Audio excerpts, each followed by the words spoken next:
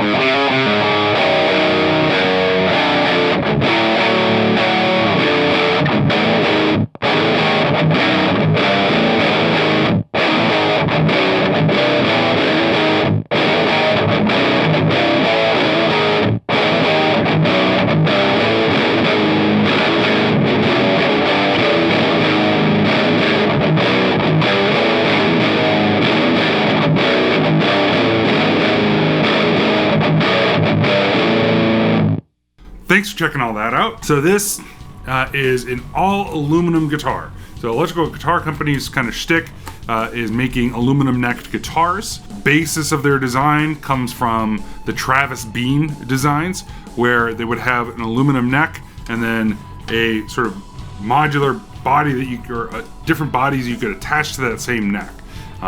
Travis Bean designs used wood, and I think they had wood fretboards. They started with repairing a lot of those Travis Bean guitars, and then started making their own, some with wood bodies, a lot with all aluminum, like this one, and some with acrylic bodies as well. So this one is their hollow body, aluminum body design. So this is powder coated aluminum that attaches to the neck. The neck goes all the way through the body. The pickups and bridge are mounted directly to that neck.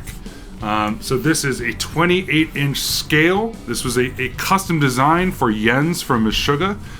And there are a few touches that are of his specifications.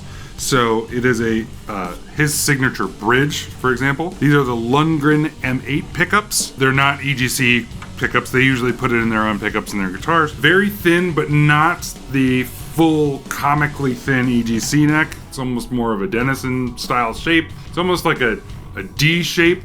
Because it's so wide, it kind of gets flat in the middle, and I find it very comfortable to play. The neck I actually really like. I'm very used to it. I used to have an Ibanez RG 2228 which is one of their first 8-string models. A few key differences between this guitar and a lot of those guitars. So one, those are often use active EMG pickups. These are passive.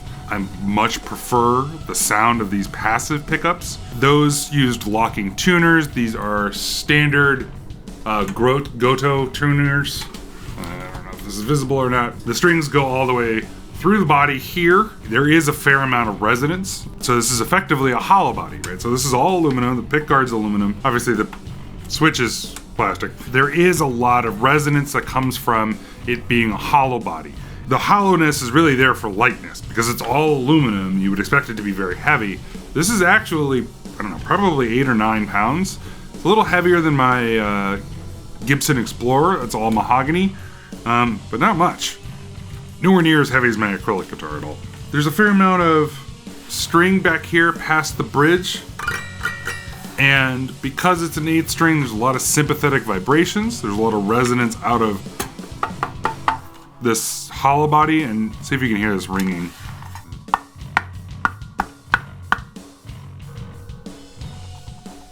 There's a lot of sort of ringing sound that comes from the body. The neck is hollow as well. It's not a solid piece of machined aluminum. I mean, it is all aluminum, but it is hollowed out a little bit to give it that C shape. Their bass necks are also hollow. My 30-inch scale is like that. The standard scale ones are often just solid and super thin, which can be very nice for shredding and for some players, depending on how you like it. I prefer this sort of C shape to it. So you'll hear a little bit more of this guitar, going through some heavier riffs. Come back and talk more about the guitar after that.